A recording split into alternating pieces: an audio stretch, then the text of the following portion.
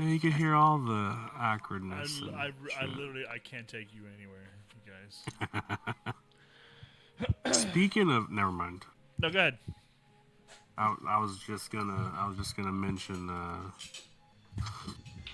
couple or a new venture we were thinking about doing, but it's still in its infancy, so don't want to push it too quick. Moving forward. That sounds like a fancy term. Fancy. You gotta say it fancy like. Who remembers where we started? Is it Grandparents' Tale? Yep. I think it was like, that was it. Grandparents' Tale. We're going all the way to the Dogan, but not reading the Dogan. Yeah. It's a big chunk, you guys. Grandparents' Tale is actually where you get a lot of information on some past wolf dealings. Past wolf dealings? Yeah. Like I said earlier, I'm going to have to gloss over like a bunch of this stuff because holy shit, we have 4 chapters to roll through, and that's like 200 pages, and there's that's a lot. There's either a 2-hour episode here, or we're gonna skip over some things. So if I skip over something that you really want to discuss, please just yell. If you go by the audiobook, it's almost an hour and a half, 2 hours each chapter.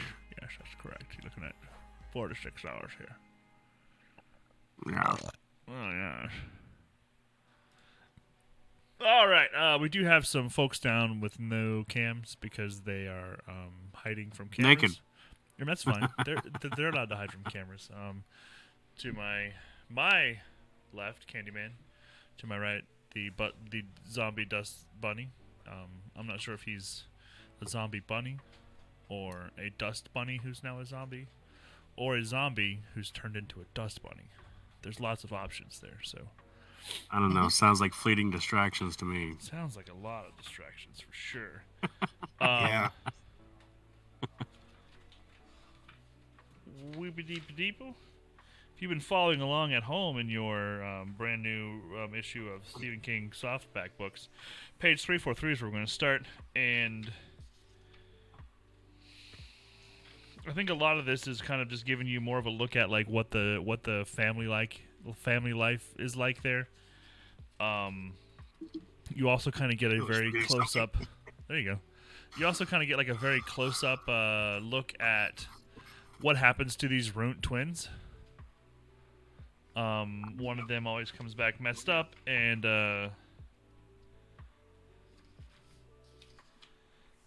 Eddie and Susanna spend some time with Tia and Tian and Zalia and was it Zyman? You say Zalia or Zalia? Zalia, Centralia, Tralia. It's Zalia if you go by the book, I think. Yeah. So, they're pretty much enjoying a evening at their home. They're going to be sleeping there that night, but they're also kind of like looking to talk to Homeboy's granddad. And his granddad has a story that he tells about the wolves and who was there. It was a long time ago when they decided to make their stand.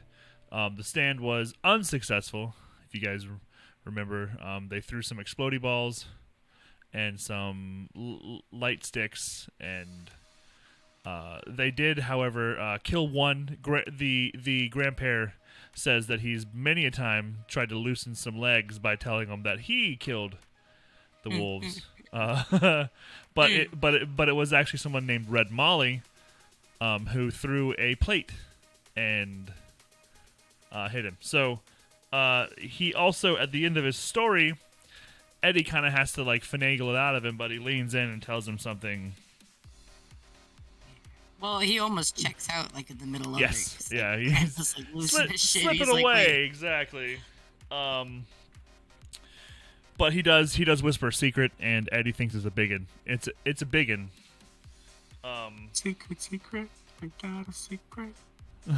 Sorry. Nope. You you have your secret, sir. I will not tell you my secrets. You cannot make me. But if I tell you my secrets, they will no longer be secrets. There you go. Next chapter is going to be with our friend who?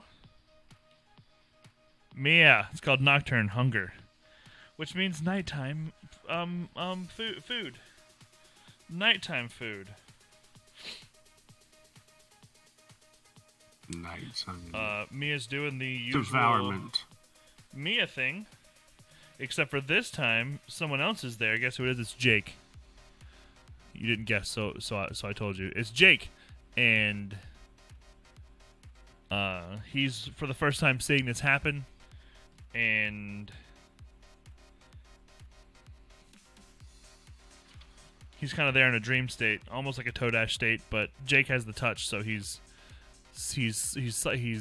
telepathically linked to his friends. He can send and receive things. He's pretty much like a telepath.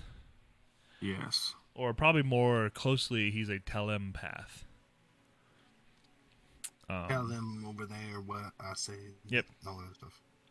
Tell them Mostly all about feelings on that one. While Jake is there in dream state, though, Eddie is looking down at his wife, crawling around, and she grabs a. They call it a shoat. I don't know if you guys know what a shoat is, but it's a newborn-ish baby pig. She grabs hold of that little bugger, and that's her dinner. And Eddie's worried that the dinner sounds he's hearing are not from a pig, but possibly from one of the little babies in the house. And he's thinking to himself, how bad could this possibly be with this person living inside of his wife? And it's kind of spiraling out of control for him there. But it is important to know that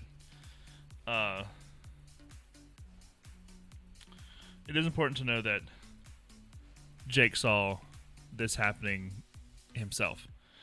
When Jake wakes up from the dream, however, he's out camping with Benny, who is young Benny Slightman, and he wakes up, and for whatever reason,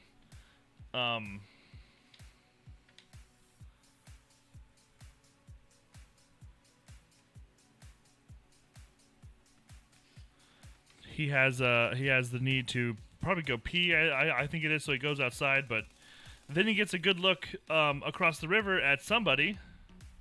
It's also. Oh, go ahead. No, go. I think it's part of also his touch. I think it just happened to have been like his body going, hey, there's shit going on, you know? So, sorry. Yep. He catches two somebodies out. Thank you. He catches two somebodies out by the river. It is Andy and Benny's dad. He thinks maybe Benny's dad just come and check on him, no big deal, blah, blah, blah. But then, why is he secretly meeting with Andy? So he does kind of feel suspicious about it. He goes back to bed, and we move on. Next is going to be Took's store. On the way to town,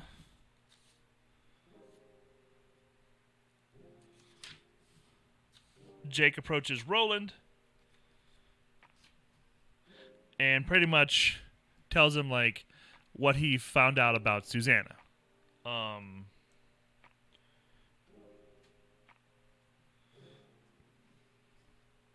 See, like, this part drove me nuts because they were doing it a fucking again like they did in the fucking beginning, where it's like everybody wasn't saying anything, but everybody knew everything, and it was like... Yes. When I first read through this, I thought that was very stupid, and like, what are you doing, and like, what's the point, and did you learn anything, and like, it did kind of eat at me. But I think this time through it, when I was finally like able to maybe look at it differently, I thought that it's very possible that they're worried that Mia would hear that they know about her.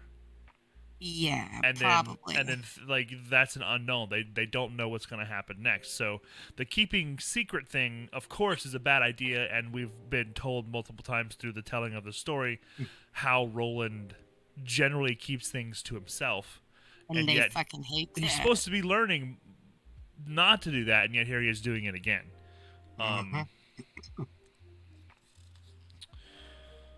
He does tell him pretty much to keep it to himself.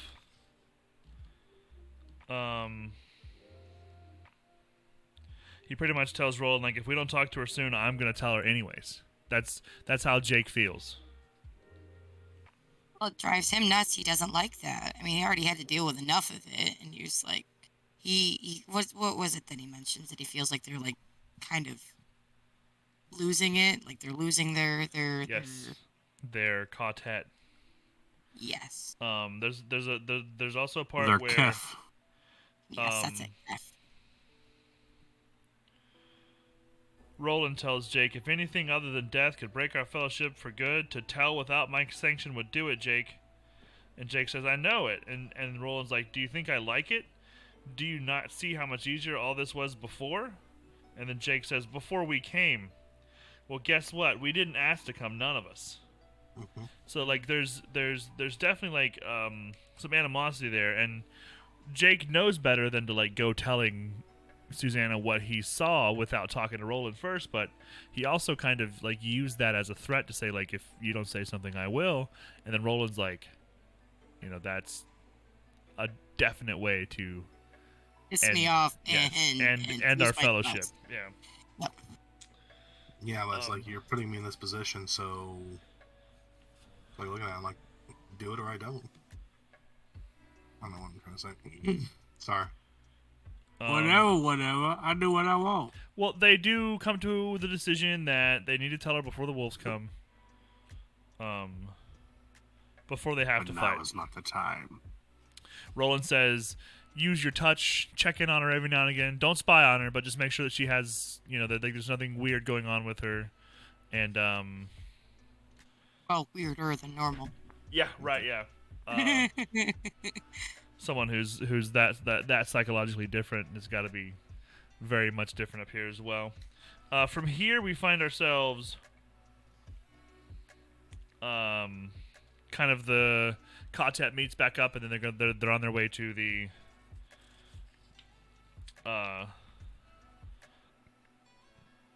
town. Roland's on his way to the Manny folk, and they're gonna split up.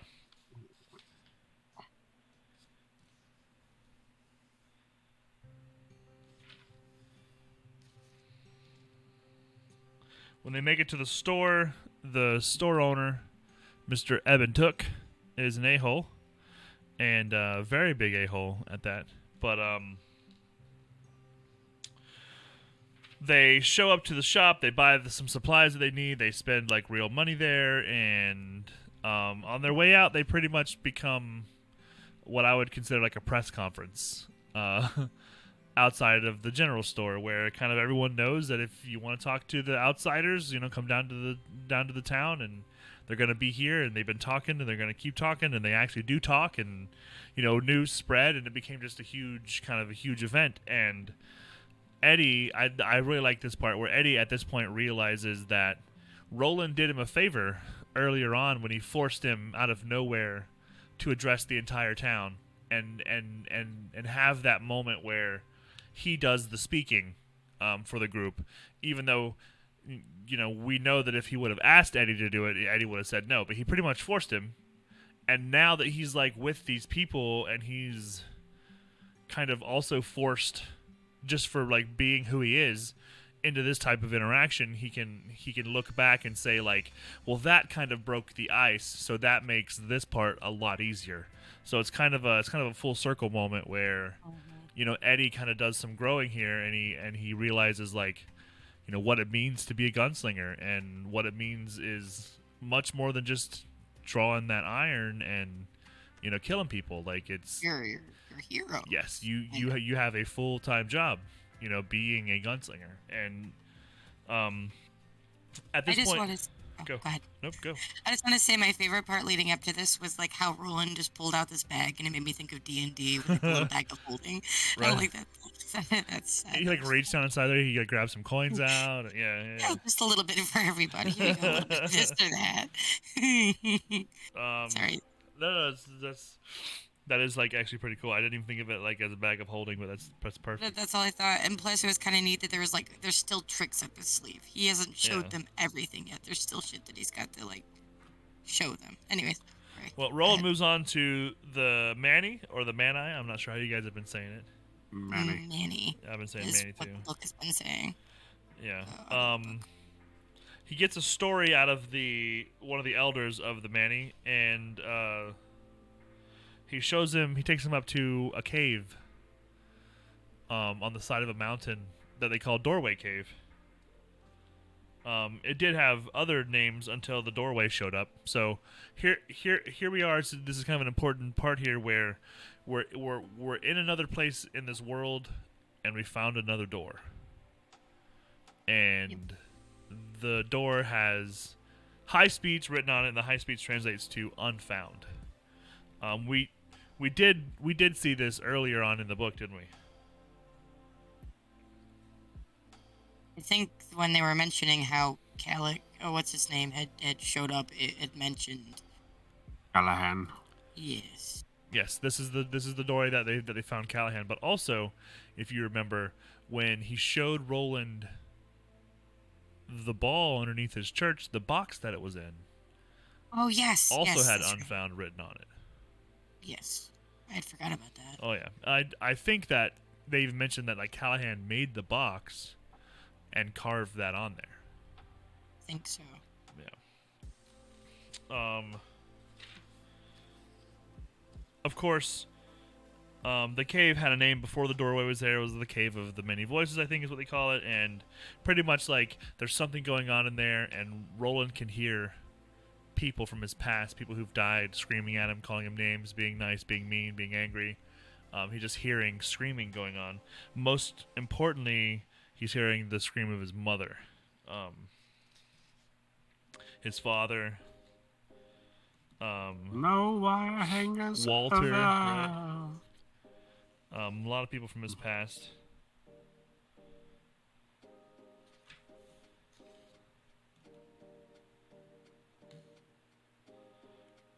Roland asked if the door had been open before. They said no. When they got here, it was still cracked a little bit. There was a tape recorder left on a bookshelf with a bunch of books.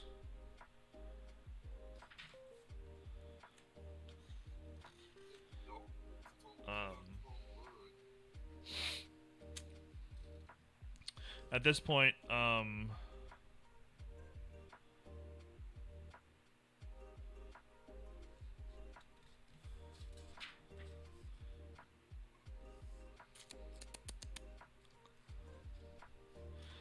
Roland says he wants to go back. He doesn't open the door.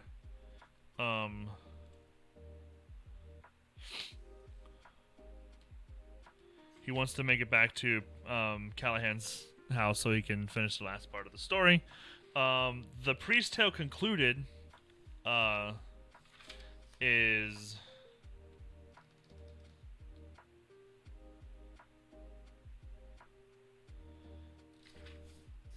I think it starts off with Eddie and Susanna. They have a nap.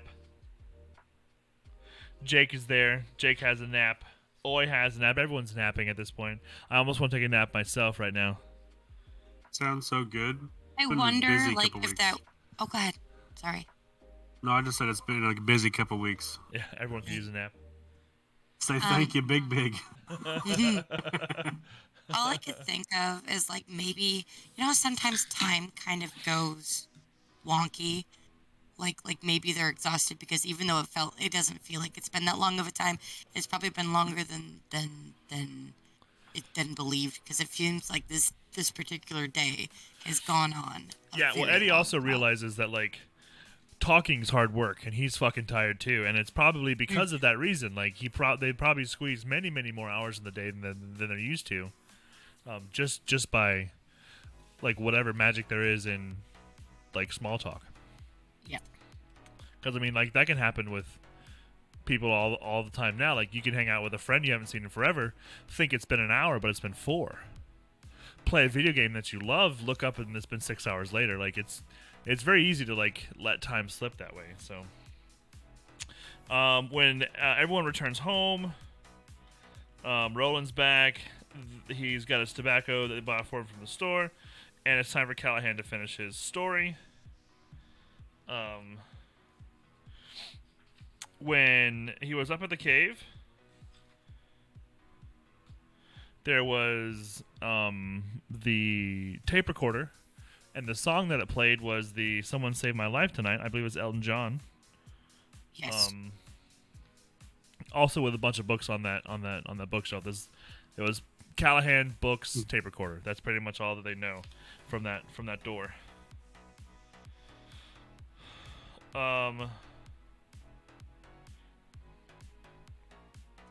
This is when Callahan makes it back home and visits his friend in the hospital. His friend is pretty much dying, and he thinks he sees a female version of him sitting right there next to the bed. Because, of course, his friend is a twin. She gives him the what for, and then goes down to the cafeteria. She pretty much blames him in some roundabout way for the state that her brother is in, because she believes he had all the potential to become something much, much better, much, much bigger in the world, and he chose to waste it by helping people in need. So obviously she has a different view of the world than he does, but she believes that it is his fault in a roundabout way that this man is now dying on the hospital bed. In his previous life, he was the street angel. That's correct. Even Mother Teresa came to visit, which I thought was pretty cool. Rowan tells him, "Don't go near home." Though he says, you know, they were looking for you, not for me, and you should stay away from there.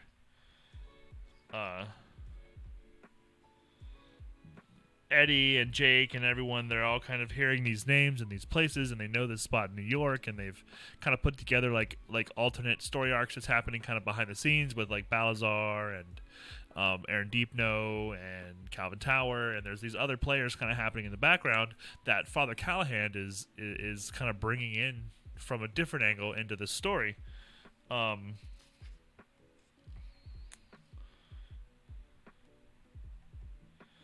The guy like stacking things on top of itself. Yes, there's I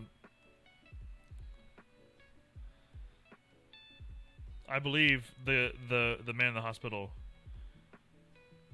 died. Yes. And Father Callahan leaves.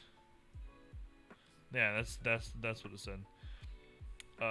Finally turn off all the machines in room 577, and his old friend goes out into the darkness and toward whatever waits for us there. 577, of course, adds up to what, my friends? 21? 19, you dumbass. Oh, 19? God, what are we doing here, Canned? What are we doing here?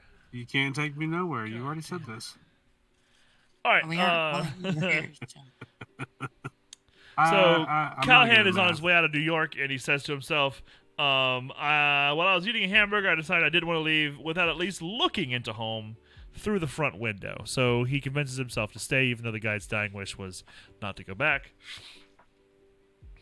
And this is when... Stupid. Yes, stupid. This is when we have our first encounter with kind of like Father Callahan's opposition, like the people who have been looking for him, his like antagonist in the story that he's been telling so far, and they call them the Hitler brothers, because they have been murdering people and carving swastikas into their foreheads and hands. I'm not sure if this is a real New York serial killer or group of murders that actually happened, or if Stephen King made this up. But these are two terrifying bros who are going around racially charged hate crimes. And for whatever reason, they've completely gone off their usual MO and are now trying to capture Father Callahan, a white Catholic male. They walk right up and grab him by the balls, which I thought was bold, but effective. He's ballsy. Yes, pretty ballsy. Thank you. They see, she could laugh about it, but like I'm almost throwing up just thinking about what that would be like. Also because it says that homeboy grabs them, but also like yanks them and then yanks them forward and just kind of, you know, does whatever he wants with them. I don't even have balls that sound painful. I can only imagine it'd be something close to being like disanguinated. it would not be good. It feels like they're in your stomach, but they're not.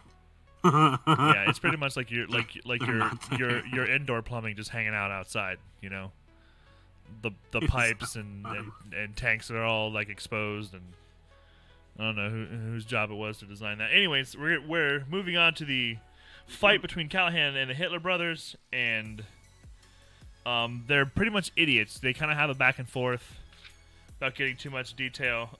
They push him into a washateria, they call it, which I thought was pretty clever. It's pretty much a laundromat named Turtle Bay Washateria. You wash or we wash, either way it all comes clean. With a Kleen, clean. Smells of bleach, soap, starch. I think it's funny that it's George and Nort. Well, Maybe think of the honeymooners. No. Hey, George, your boy. No, I think of isn't that Of Mice and Men? No, I don't think so. It's George and Lenny. Yeah, that's George and Lenny. You're George and Nort was honeymooners. Honeymooners. The husband and the best friend. I thought Nort was the guy who was chewing on all the grass and Nort. Yeah, yeah, that was Nort from the beginning. Yeah. Either way, we've got these two baddies, pretty much like not doing their usual crime, but they're after Callahan. He's getting his ass kicked. They take a picture of him. They say something along the lines of like, "Remind me to get another one later," because they wanted a picture of both. It's at this point where he's just getting his ass beat, and he's getting cuts on his forehead, and they're trying to figure out like how to make the swastika correctly. Like, these guys are not smart as it is, but it's also like, I think for them, you know, it's the same crime that they've been committing, but they kind of have this feeling like it's different. Like it's not their usual victim, and you know, one of them is really into it and the other one's kind of not. So at this moment, just when Father Callahan thinks things are over, that's when the cavalry arrives. Apparently they have a giant light. They call it a searchlight. They say, "Drop the gun, drop the scalpel. I'm going to count to 5 when I shoot the both of yous, which is what yous deserve." And he just starts counting, not 1, 2. He was like 1, 2, 3, 4, just like rattled it off. Go, go, go, go, go. And he has them take their clothes off, shoes off, pants off. You better have them off before I get to 30 or you're dead. 1, 2, 3, 4, 5, 6. And he just keeps going again. He's not giving them time to think. He's not giving them time to like make any reaction or try and start a conversation. He's telling them what to do. He tells them to take all their clothes off. He tells them to get out. I think even in the middle of that, they don't believe the gun's loaded. He shoots the gun, and it is very loaded. They tell him before they leave, "Listen, if we go out of here without finishing this guy, they'll kill us. These are very bad." And then he says, "Oh, you schmucks aren't out of here by the time I get to 10. I'll kill you myself." And then he starts counting for the 3rd time. But all I can imagine is just fucking chaos will kill him. Yes. It's like, what the fuck? Yes, but he tells him something that I think I really enjoy. It's Guy Cockniff If and Yam.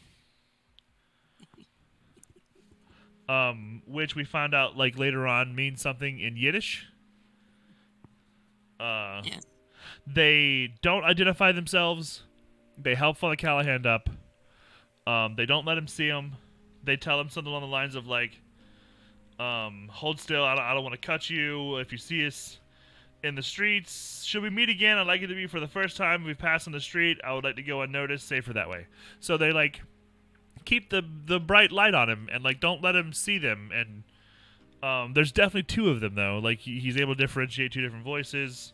One of them has a ring that says Ex Libris on it. Father Callahan stumbles out. I guess they call an ambulance maybe. He gets picked up, and then he ends up in the same room that his friend just died in. I actually think it's the same bed. Yes. room 577 that same night.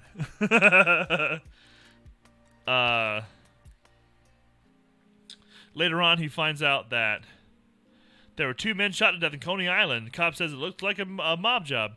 And the papers didn't print like, oh, it's the Hitler Brothers.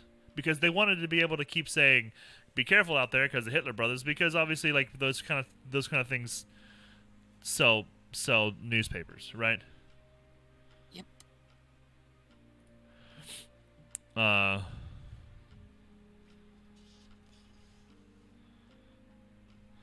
Father Callahan pretty much is of the mind that the low men got them, and that's why it looked like a mob job, because the low men killed the Hitler Brothers. As Father Callahan is trying to get out of New York, he said, "I looked for my footbridge when I left New York for the second time, riding across the GWB with my paperback and my bottle, but my footbridge was gone. Over the next couple of months, I saw occasional flashes of highways and hiding, and I remember getting a $10 bill with Chadbourne on it a couple of times, but mostly they were gone. I saw a lot of Type 3 vampires, and I remember thinking that they were spreading, but I did nothing about them. I seem to have lost the urge. Just mosquitoes, I think, let them go." So he's not too worried about it.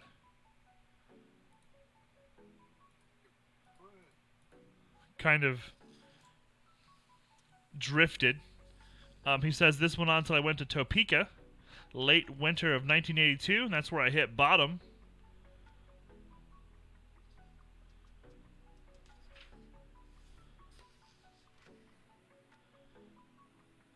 He's arrested, and I think I'm trying to remember how he got arrested.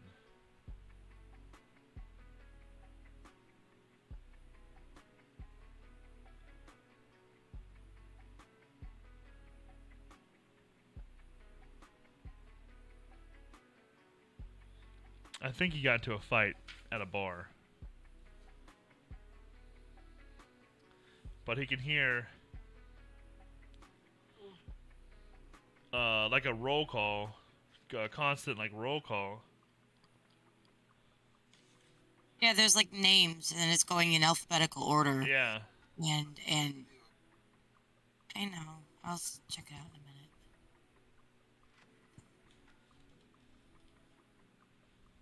It's in sub-chapter 12.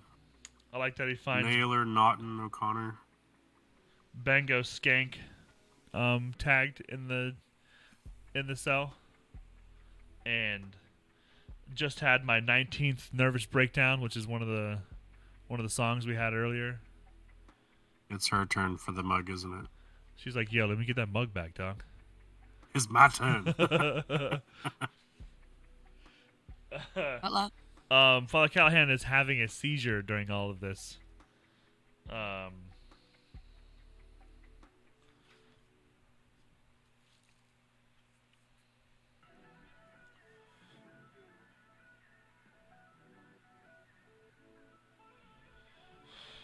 think at this point,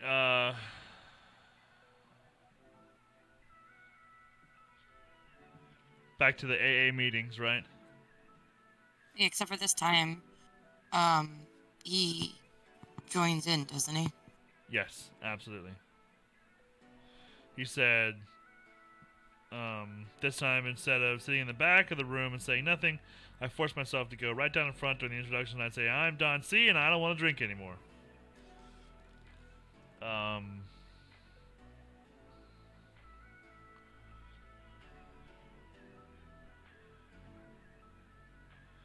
He said he did as much as he could, and by that fall, he realized he really didn't want to drink anymore. The compulsion, as they say, had been lifted.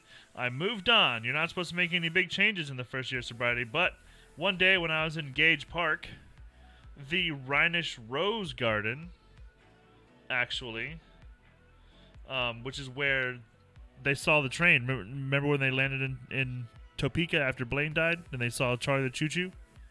Yes. That's the same place. Eddie even mentions it's 19 o'clock and all the birds are singing. In that particular park, he sees the very first sign that says, "Have you seen Callahan, our Irish setter? Scar paw, scar on forehead, generous reward, etc., etc." So he's pretty much seeing them hunting him again.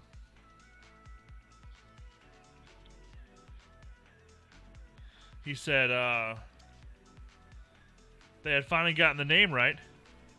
I decided it was time to move on while I still could. I went to Detroit, and there I found a place called the Lighthouse Shelter. It was a wet shelter. It was, in fact, home, but without Rowan Magruder. They were doing good work there, but they were barely staggering along. I signed on, and that's where I was in December of 1983 when it happened. So, that this new shelter he's working, it's called Lighthouse. It's in Detroit. The pretty much, regular thing that most of those shelters, especially the ones that they kind of described earlier on about being a wet shelter, one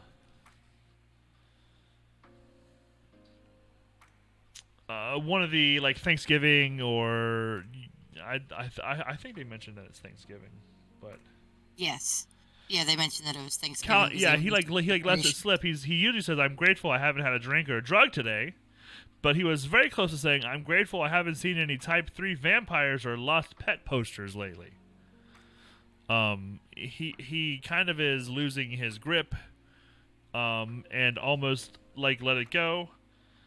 He's working with a guy named Al McGowan, and they get a letter from the Sombra Corporation.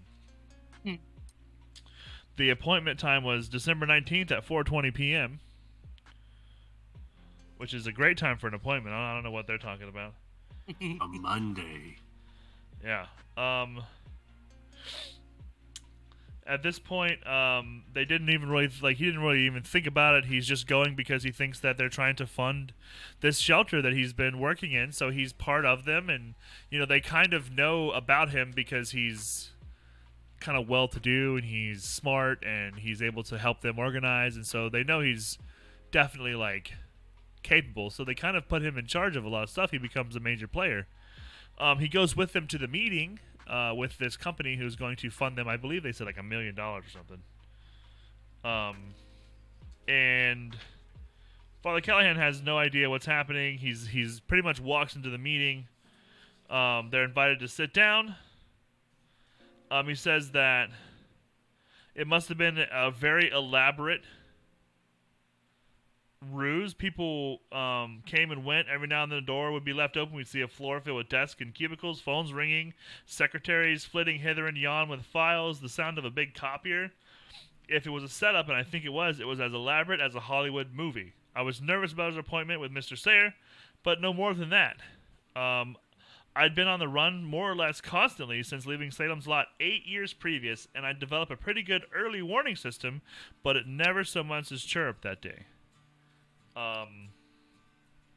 Pretty much, he's going in there blind, and he has no idea what's happening. As soon as he gets into the place, though, his alarm system's triggered.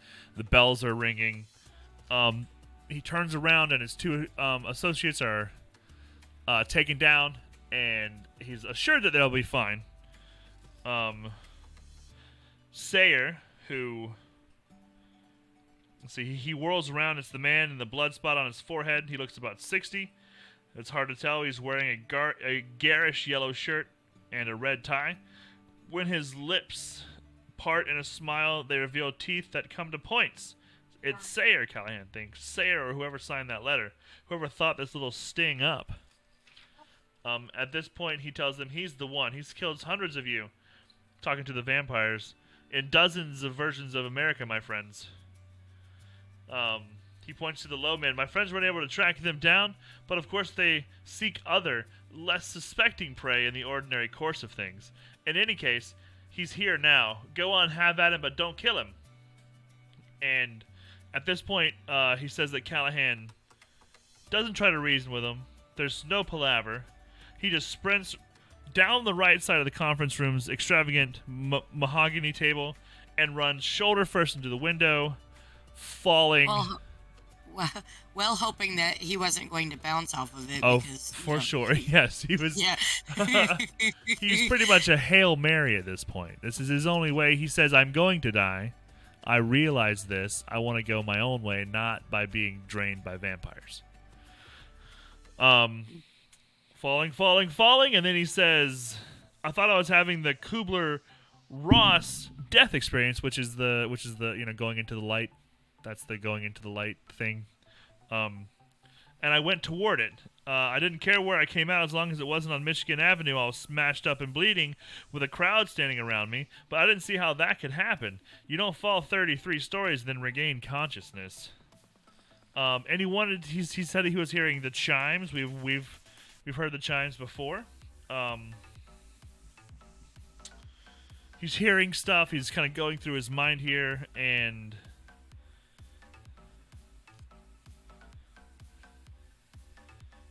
trying to think.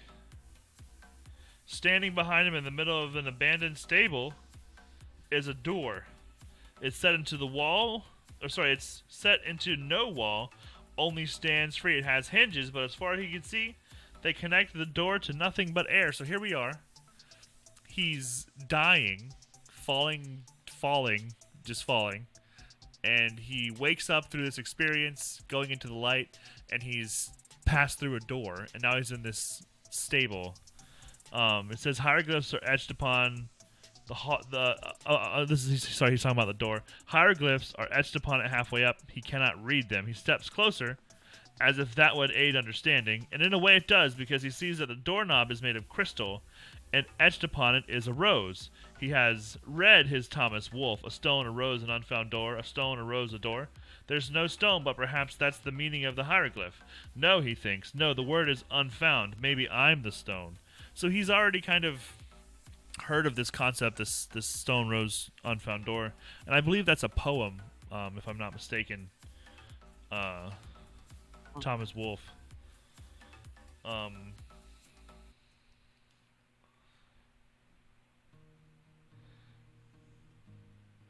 A stone, a leaf, and an unfound door. He can't open it. He starts looking around him, kind of exploring.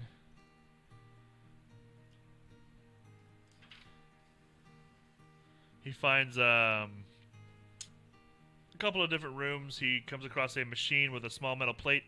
Next to the plate is a red button stamped on the plate. It says Lemerck Foundries. We've heard of them before. Behind him he hears Hello Fana. And he screams in surprise. Sayre, he thinks it's Sayre. He's followed me. He came through the goddamn door. Calm down, says the man in the robe. Cool your jets, as the gunslinger's new friend might say. Confidingly, his name is Jake, but his housekeeper calls him Bama. And then the bright tone of one just struck by a fine idea, he says, I would show him to you, both of them. Perhaps it's not too late. Come. And so he leads Callahan outside, and he shows two very distant shapes, way off. It says, yes, there is something. Two somethings. Two tiny moving dots at the far horizon. Callahan asks, who are they? And who are you, and where is this place? He says, call me Walter if you like. As for this place, it's a way station, just as I told you. A little rest stop between the hoot of your world and the holler of the next. I like that. I like that phrase. The hoot of your world and the holler of the next. The hoot and holler. Because it kind of gives you the idea that this is just some dumbass, but he's always kind of used these weird phrases and these weird terms, and very much like a colloquial type way of talking. And I've always appreciated just how weird this Walter Martin character really is.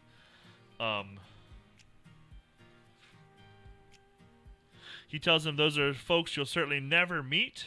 They'll die under the mountains. If they don't die under the mountains, there are things in the Western Sea that will eat them alive. Dot of chalk, and he laughs again. If all else fails, this will kill them. He raises a box. And faintly, Callahan hears the unpleasant ripple of the chimes. And who will bring it to them? Ka, of course. Yet even Ka needs a friend, a Ka Mai, and that would be you. He says, like the white rabbit in Alice, I'm late. I'm late for a very important date. They're following me, you see? But I needed to double back and talk to you. Now I must get ahead of them again. I'm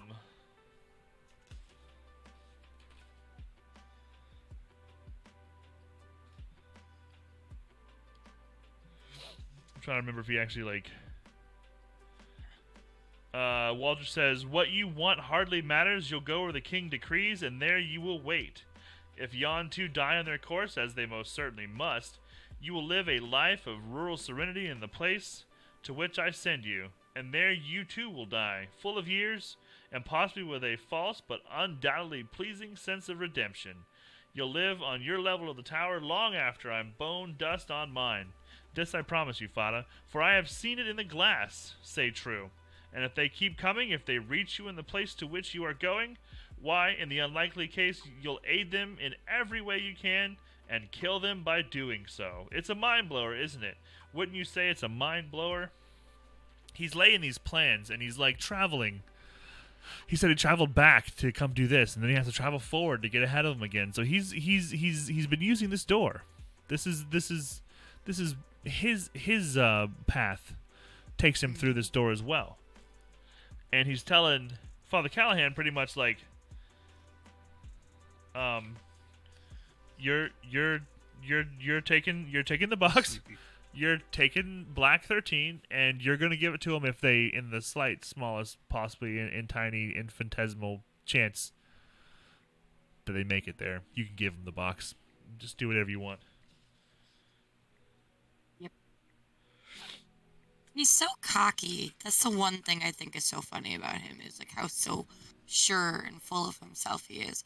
But I wonder if it's like the influence from, this is like a speculation, I wonder if it's from the influence of like being a part of like the tower and all the shit that he has so much faith in it. I'm interested to see where the rest of this goes with him. For certain. After this he says,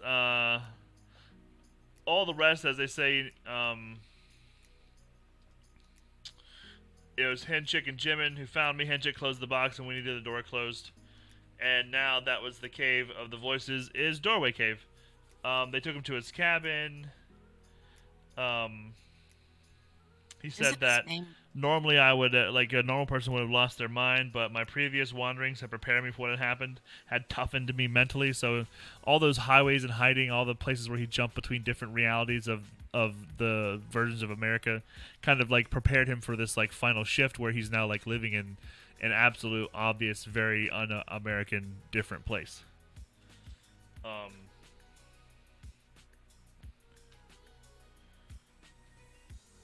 Now they're in the fridge. Isn't his name close to like also where they're at? I can't remember. Callahan. Wolves of the Kala. It's Kala Bryn Sturgis. Yes. And Kala Bryn Sturgis is 19 letters. Yes. All that fun stuff.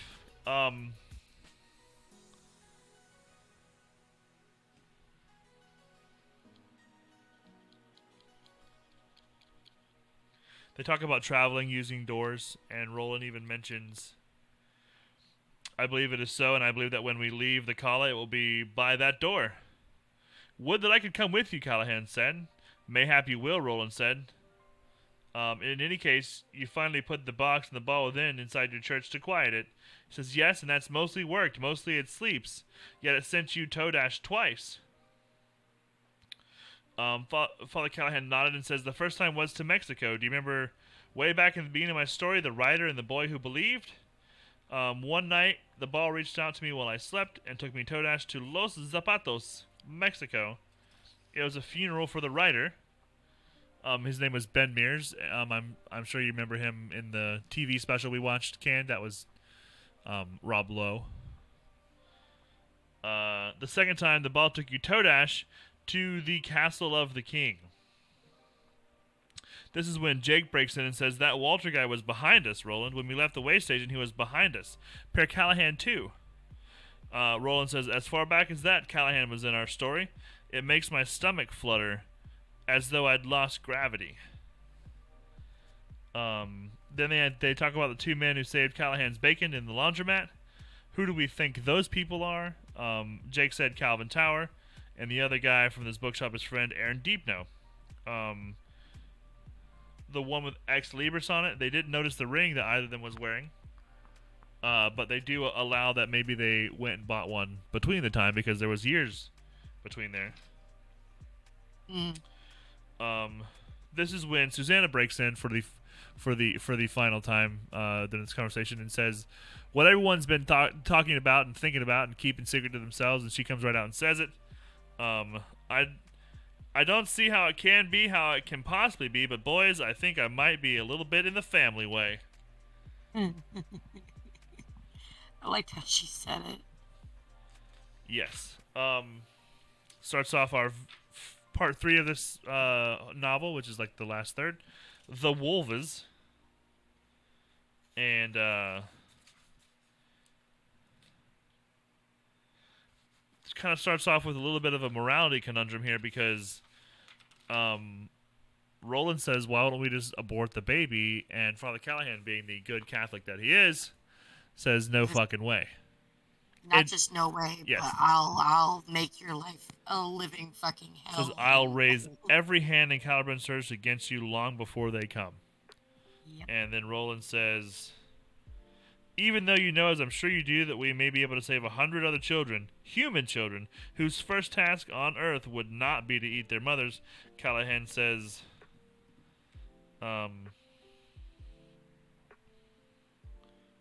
if he even so much as suggested to her to do something. This is when, Callahan doubles down and says, I will have your word. That was, I'll have your word sworn upon the face of your father that you'll never suggest an abortion to the woman herself. That's how strongly he feels about it.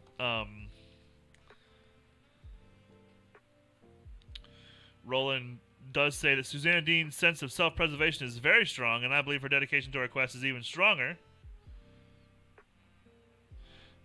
Pretty much she'll do what she wants, and so then Callahan says, well then, as her den, you have to stop her. That's what you have to agree to. Roland thinks to himself, I have just been castled. He shows Father Callahan some of the signs that, like, Mia shows, which is on her way out. Roland also says, what you think or believe is nothing to me. You've yourself to look out for, and I wish you well. But if Mia or Mia's get harms Rosalita pair, I'll hold you responsible for her injuries. You'll pay to my good hand. Do you understand that? They then discuss some of the plans for the children. Isn't Jake still holding something back at this point? I don't remember. No, because Susanna brings it up. They all kind of have that over once, like, Susanna brings it up herself. Right? I think so, but I still thought there was one more thing. I thought Jake hadn't told him. Oh, yes. He did not tell him about Benny's father and Andy at the river. There's definitely that, yeah. Let's see. Boop-a-doop-a-doo. That's not in the book. What? Sorry. Boop-a-doop-a-doo. Oh, the dude. I never read that. Wait a minute. What? Tired. Don't fuck with me like that, sir. So, anyways, they're talking about needing somebody to, like, help the children in like Roland's plan. Father Callahan suggests, what of Andy then? The children love him and he'd protect them to the death. Roland says, I, from the wolves? Then Callahan looked troubled. Actually, it had been Rockcast he was thinking of. Them and the sort of wolves that came on 4 legs. As for the ones that came out of Thunderclap, and Roland says, no, not Andy. It was just a feeling, but his feelings were his version of the touch. He's definitely saying no, not Andy. Father Callahan also says, I don't want to apologize for my beliefs, but if I have complicated your work here in the Kala, I'm sorry. And this is one of the parts I also like, where Roland says, your man Jesus seems to me a bit of a son of a bitch when it comes to women. Was he ever married? And Father Callahan says, nope, but his girlfriend was a whore. I love that part. Roland's like, well, that's a start.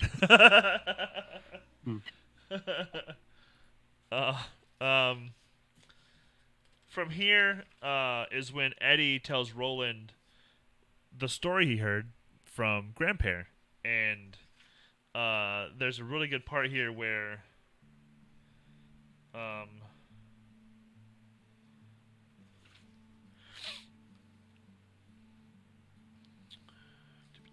here it is.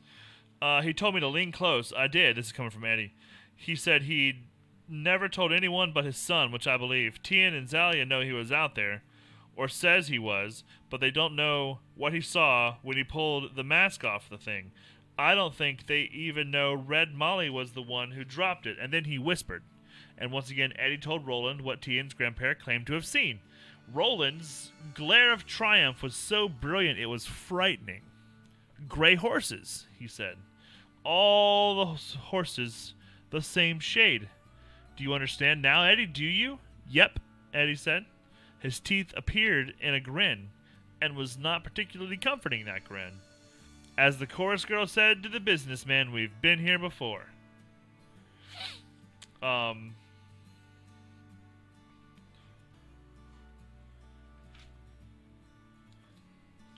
So there's definitely something going on. We've seen and heard from the horses about these horses a couple of times. Yeah, he's asked a couple of times, are you sure? All the same color, all the same. Definitely absolutely sure. a big to do there about these horses. So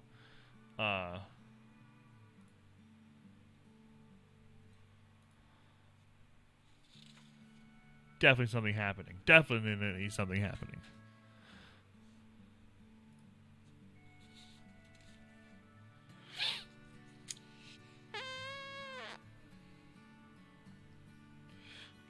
Jake approaches Roland to ask why he's being allowed to spend so much time with Benny Slightman. Are you complaining? Roland asked. Don't like him anymore? I like him fine, Roland. But if there's something I'm supposed to be doing besides jumping in the hay, teaching Oi to do somersaults, or seeing who can skip a flat rock on the river the most times, I think you ought to tell me what it is. Jake is pretty much saying, like, what am I doing? Like, why am I out here? Is there something that I can be doing that I'm supposed to be helping? Am I supposed to be, spending my time doing something while I'm out here? And Roland just tells him, keep your eyes open and do what you do. Pretty much just be aware. And this is where I feel because Jake had lost basically his childlikeness, his innocence, his ability to be a kid kind of plays into it, because it shows that, yeah, most kids his age should be perfectly fine with all that, but he knows that, he has a little more of a sense of purpose. He's grown up kind of. Yep. A bit. He's like, I'm having fun, but I'm also a gunslinger. What should I be doing? Yep. At this point, also Roland asks point blank if Susanna had considered an abortion as a way of solving her problem. Well, she said, I'm not going to tell you the thought never crossed my mind. Banish it, he said. No abortion. Any particular reason why? He says, ka. She says, ka. 8 days or so after their long palaver on the rectory porch, Susanna invited them out to the Jaffer Smallhold to see progress. So there's something going to be happening here.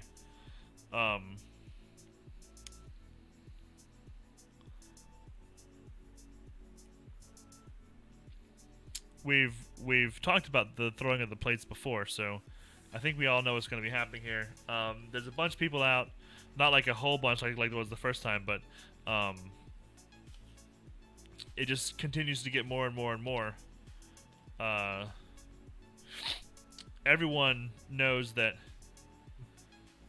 the Sisters of Ariza throw the dish, and Roland says if they know Susanna throws it too, well, maybe that's to the good.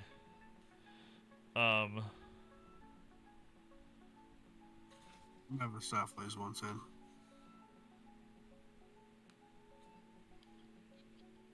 I just left her out there. Oh, it's not that cold outside. It's only 40 degrees. This is pretty much where Susanna is showing what she's learned with throwing the dish too. She definitely has a good hold on it. She has them slung kind of under her arms, like sideways, and she's throwing like this, like a crisscross throw. I believe it says Susanna's arms finished straight out before her. For a moment, she looked like an impresario who had introduced the featured act.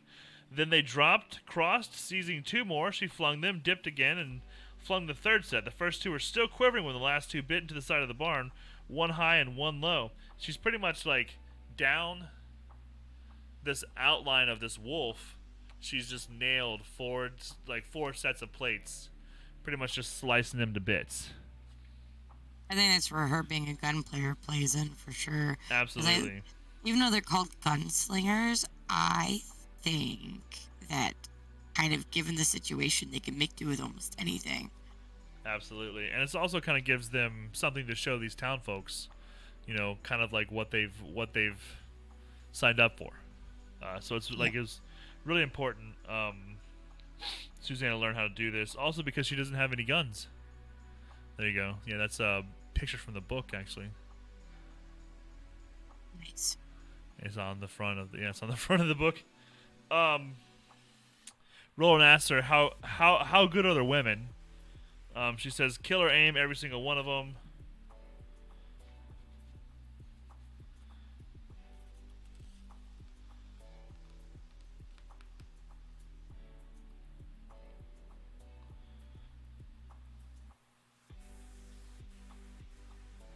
There is a part here where Roland notices Jake is quieter than usual, and he's just kind of been thinking, and his mind's been kind of working. And there's even a spot here where he kind of remarks on thinking about Benny's dad, the spectacles that he wore. He was pretty sure he was the only one in town who had them. Jake had asked him about them one day, and Benny's dad told him a story about trading a beautiful, true-threaded colt for the specs from one of the Lake Mart boats it had been, back when Benny's sister had been alive. He had done it even though all the cowpokes had told him such spectacles never worked. They were no more useful than Andy's fortunes, but Slightman had tried them on, and they had changed everything all at once. For the first time since he'd been maybe 7, he'd been able to really see the world. So he's like the only person they've noticed wearing sunglasses. Not sunglasses, reading glasses. It's also kind of what gave him away when he was at night in the river with Andy. Was the moonlight that reflected off of his spectacles, and the fact that he was the only person in town that had them.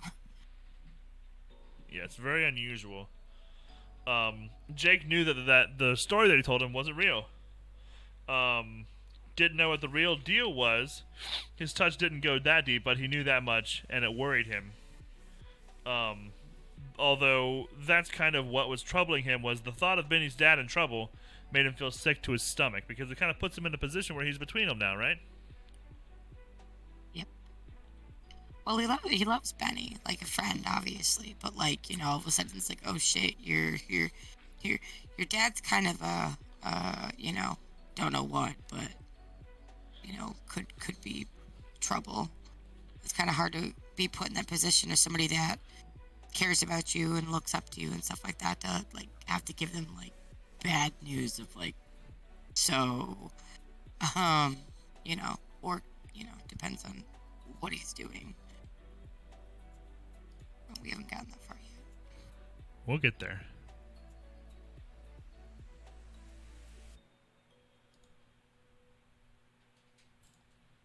All right, so also we have a part here where Von Eisenhart visits Roland, and he tells him, I want you to know one thing. I'm with you because of my wife, and my wife's in with you because she's decided she wants to hunt. This is what all such things as the dish throwing comes to in the end, a woman telling her man what'll be and what won't. It ain't the natural way. A man's meant to rule his woman, except in the matter of the babbies, of course. Roland says she gave up everything she was raised to when she took you to husband. Now it's your turn to give a little. He says, don't you think I know that? But if you get her killed, Roland, you'll take my curse with you when you leave the Kala. no matter how many children you save. Roland, who had been cursed before, nodded. If Ka wills, Vaughn, she'll come back to you. Now we're fast forward to the, let's see what it say. Each woman halved a sharp root head at 40 yards, 50 yards, 60 yards. Roland says, hit the head as high up into the hood as you can get. Hitting them low will do no good. Armor, I suppose, Rosita asked. Aye, Roland said, although that was not the entire truth. He wouldn't tell them what he knew, now understood to be the entire truth until they needed to know it. See, Sari Adams missed. She says, I've let you down, stranger, and I say sorry. Nay, lady, nay, there'll be work for you, just not in the same place as these others. You may yet throw the dish. They're pretty much having a competition to see who's the best. There are some things that are like really important here where Margaret Eisenhart is pretty much the badass of all badasses here. She's capable of murder at any distance, apparently, which is pretty cool. The thing with the way that you just described how, you know, when they decide to do the dish thing, it almost reminds me of how gunslingers do things. Like, well, it really depends on if they say that they're going to do it or not, whether anyone else agrees or not they're going to do it, or they're not. So. Well, something else that's remarkable, is worth remarking on is, as they're kind of splitting up for the night, Jake asks if he's going back to the ranch with his friend, and Roland considered it and then shrugged and said, do you want to? He says, yes, but this time I want to take the Ruger. He wants the gun. He says, I'll put it at the bottom of my bedroll and wrap it in my extra shirt. No one needs to know it's there. I don't want to show it off to Benny if that's what you're thinking.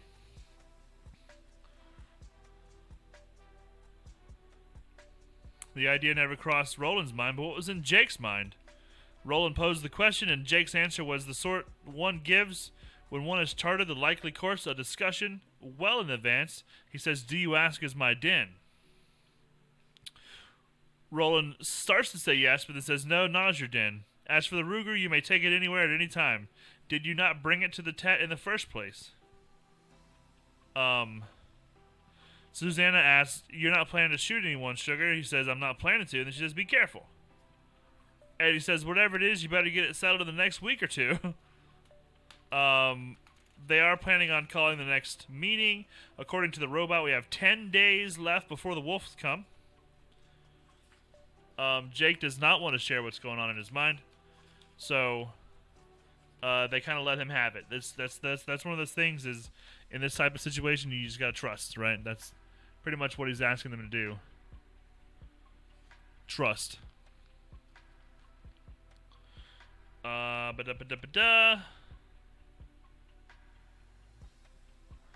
they're discussing. Eddie brings up that he wants to go to New York. He says this time I have to go in the flesh, which means using the ball more directly, I guess. Black 13. I hope to hell you know how to do it, Roland. Why do you need to go to New York? This I do ask his den.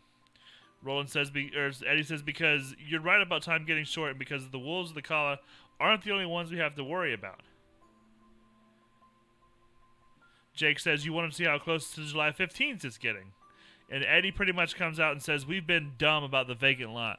Like, really dumb. Eddie believed they could own the vacant lot without ever touching Susanna's inherited fortune. He believes that, frightened or not, Calvin Tower had been waiting in that deserted laundromat to save Pierre Callahan's bacon. Frightened or not, Callahan had refused, as of May 31st, 77, to sell his piece of real property to the Somber Corporation.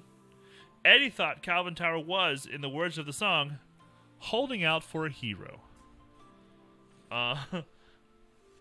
Eddie's thinking about offering him $1. Jake says, we can do better than that. I got 5 or 6 in my knapsack. Susanna says, you know what, Eddie? I think you're a genius. Eddie says, maybe we can also persuade Balzar to leave him alone. I wouldn't mind killing him twice. Jake asks, what if the ball sends you to the wrong place, the wrong version of 1977? And Eddie says, in that case, I'll send back a postcard. He said it with a shrug and a laugh, but for a second, Jake saw just how frightened he was. So that's Eddie's plan. That's where we have to stop. That's actually the end. Thank Gord. We got it done in just over an hour. A lot of information there. That was 2 weeks of reading we kind of condensed in. A lot of the little plans are starting to join up with the big plans, and you're seeing some more of the kind of interconnectivity of the different parts of the story arc. You've got the Calla here. You've got Father Callahan being not only present now, but also in their past. You've got also like the add-in kind of tie-on story with Salem's Lot.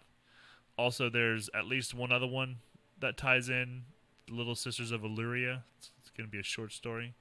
A third one would be Everything's Eventual, another short story, which I think we should probably read at some point off to the side before like advancing too much further into the series. It's also, there's a full tie-in with a book called Insomnia, but I don't think that happens quite yet. At least not in a direct way. It's definitely already been referenced at least once indirectly, but there's a lot of other things happening, not just in this novel, in this particular, like, what we're seeing here, but there's also other elements, such as Salem's Lot, and then these other things as well that I just mentioned. They're very much orbiting this entire thing.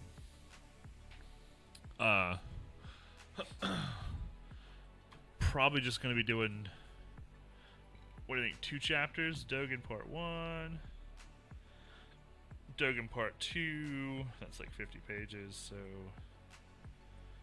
what if we stopped?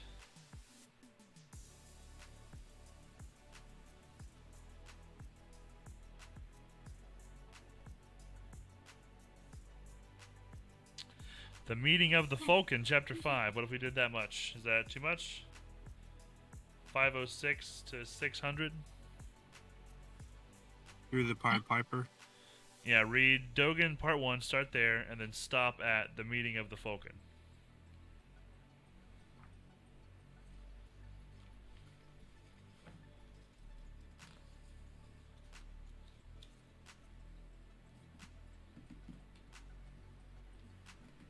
That's a lot less than what we read just a minute ago. Well, just a minute ago was 2 weeks. Well, really a month's worth. Yeah. Yeah. Did I miss anything, you guys? There's a lot. Like I said, there's a lot kind of floating around that's starting to kind of circle. I'm interested. Get ready to land. To hear what the thing was that Grandpere told Eddie that they haven't revealed yet in the book. I'm interested. And now I want to know.